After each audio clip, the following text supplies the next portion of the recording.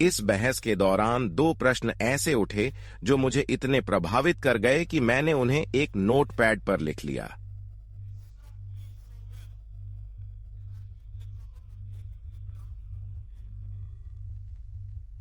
एक प्रश्न जो मुझे लगता है मेरे मित्र प्रधानमंत्री द्वारा पूछा गया था, जिन्होंने कल इस विधानसभा में भाषण दिया था। उन्होंने कहा, आज यह प्रस्ताव लीग को संविधान सभा में आने से कैसे रोक सकता है?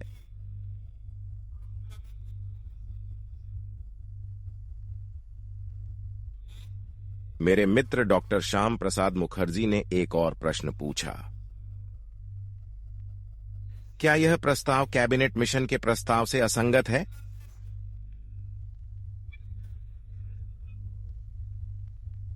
महोदय, मैं समझता हूं कि ये बहुत महत्वपूर्ण प्रश्न थे और मैं समझता हूं कि इनका उत्तर दिया जाना चाहिए। मैं यह मानता हूं कि इस प्रस्ताव का उद्देश्य चाहे परिणाम लाना हो या न लाना हो, चाहे ये ठंडे दिमाग से किया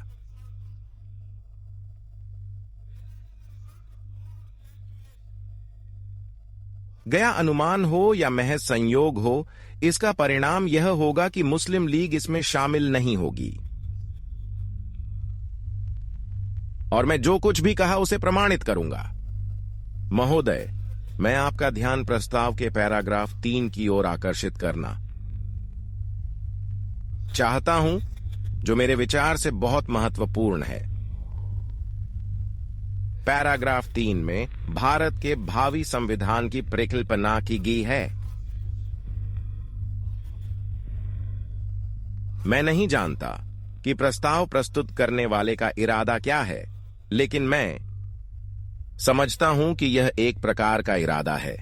इस प्रस्ताव के पारित होने के बाद यह संविधान सभा को प्रस्ताव के पैराग्राफ 3 के अनुसार संविधान तैयार करने के निर्देश के रूप में कार्य करेगा। पैराग्राफ 3 में क्या कहा गया है? पैराग्राफ 3 में कहा गया है कि इस देश में 2 अलग अलग प्रकार की राजनीति होगी।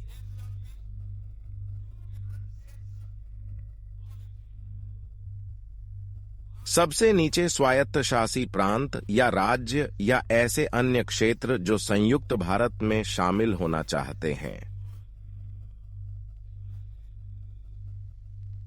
इन स्वायत्त इकाइयों को पूर्ण शक्तियां प्राप्त होंगी।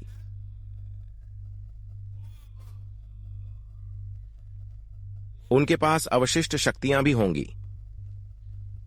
शीर्ष पर तथा प्रांतीय इकाइयों के ऊपर एक संघ सरकार होगी, जिसके पास कानून बनाने, क्रियान्वयन तथा प्रशासन के लिए कुछ विषय होंगे।